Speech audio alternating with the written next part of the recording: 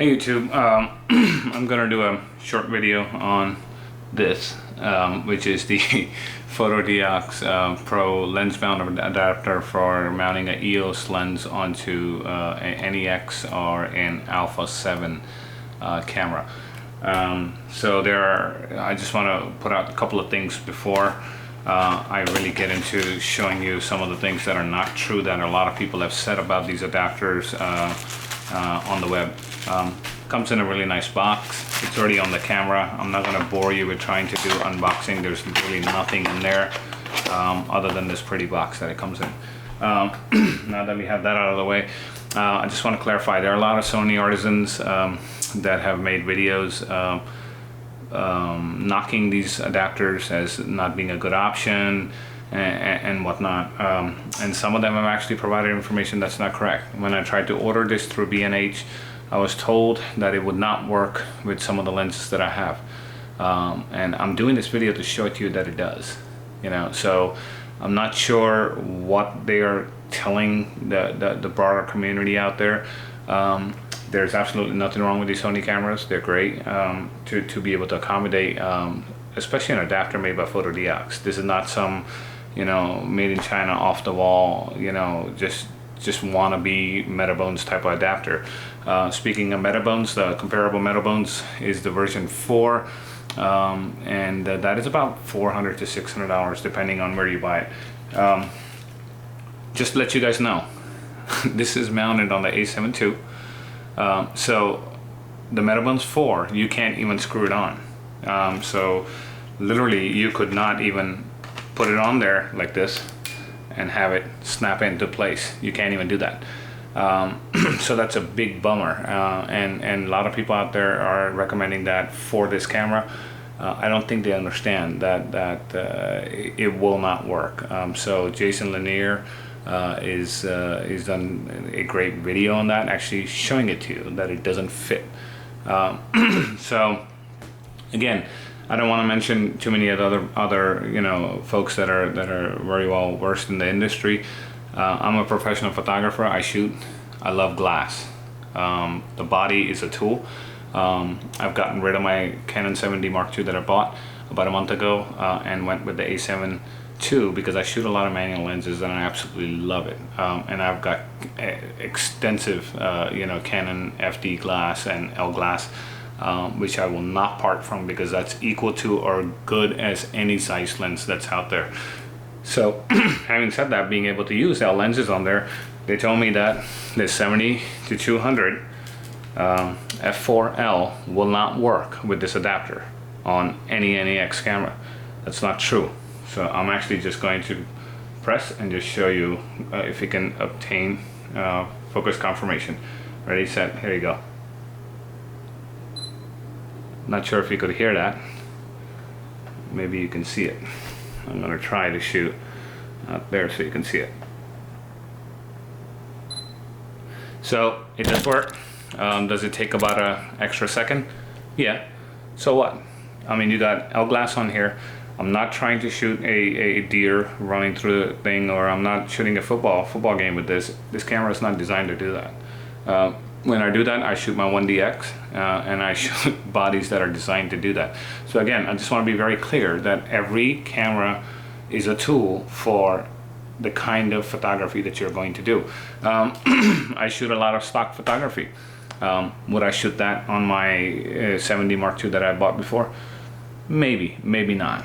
I can just tell you right now, I spend half the time editing anything that comes out of this.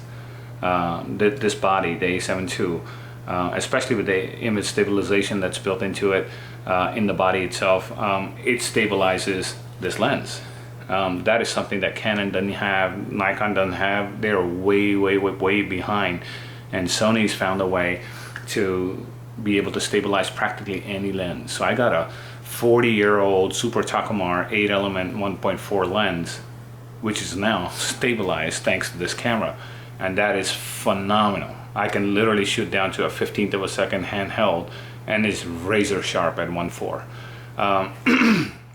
Again, I shoot 55 ml 1.2, which you'll actually see a video of that posted soon, so you can see how it stabilizes on here. I'm going to take this lens off. This was one of the ones that they said wouldn't work. It works. There's another lens that I absolutely love, which is a 24-85 USM lens. It's the older Canon, but it's a beautiful lens, and it's half the weight of the 24-105. So they said it wouldn't work either. So I'm just going to do this. Here we go. I just took a picture with it because I got confirmation, otherwise they won't let me take it. So just proves to you that these cameras are able to find it. And anyone that tells you that this Fotodiox Pro NEX auto adapter doesn't work, they're absolutely wrong. I have it mounted to the A7 II. It works on there. It works actually a tad bit faster on my NEX 5R, which I'm actually videoing this on. The reason why is because it is that is a crop sensor camera, so it's got a lot less to actually search through on the sensor, so it's a little bit quicker, probably about half a second faster. But even at 1 to 3 seconds, unless you're shooting something that you're getting paid on to get every single frame to shoot 10-15 frames a second, it doesn't matter. I mean, the beauty of this is I can use this glass on all of my Sony cameras, which I couldn't even dream of doing. With the Canon, you have correction glass and all kinds of issues, especially when you use the manual focus lenses, so you lose so much quality. And if you look at some of their older manual focus glass mounted on not this Fotodiox adapter, but the other one, which is for FD mount or FL mount, stunning glass, absolutely stunning glass. And you can see some of that on my page. You can go to amartalwarphotography.com, or you can go to Facebook/amartalwarphotography, and you can like there. You can like this video. This is the 85 1.8. Just to show you, I just have to be far enough from it because it has like a 4 feet. You can see how we just got confirmation. Shot wide open at actually this is not wide open. Now it's wide open. You can still see, even in low light situations, it picks it up and shoots. So pretty neat. It does work. Great product. It's the best $100 you'll ever spend if you have that kind of glass sitting around, and if you have patience. Frankly, when I'm shooting portraits, I'm not a go trying to push clients out. I take my time. If it takes an extra 2 seconds, the client's more comfortable, you're more comfortable, who cares? You can get the focus confirmation with focus peaking that's inside these cameras, with especially the magnification. This is one thing I wanted to show you guys. This is something that Sony and Nikon, they're not even close. So it won't let me magnify on an automatic lens, which is a autofocus type of lens. But when I click this, I have it programmed to C2. It will literally magnify what I'm focusing on, and show it to me here as well as the viewfinder, and that is a lifesaver. So for sure whether your shots are dead on. Other than that, I am actually going to do a very in-depth review of the A7 II coming very soon. It's going to be from practical shooting. It's not made up stuff, not something that Sony paid me to do or someone else paid me to do. It's going to be my experience with the camera, being able to shoot some of the most beautiful glass that you can buy on the planet that I've had for many years, and be able to create the kind of images that I do. The clients are actually just blown away by it, and they just want to know. It's like, how did you do that? And what they fail to understand is there's nothing against all these new lenses that are out there. They're nice, but it just goes to prove that the quality of the lenses that were built, in the 60s, 70s, and 80s, they were all manual focus, but the optics were just phenomenal. And being able to relive that, the film era, with this body. This body literally reminds me of the Leica that I had before, the Feel magnesium alloy, and we're going to get into that when I do the review on this one. But A lot of people have said bad things about this camera. And I've watched those videos very carefully and how they've actually done their reviews.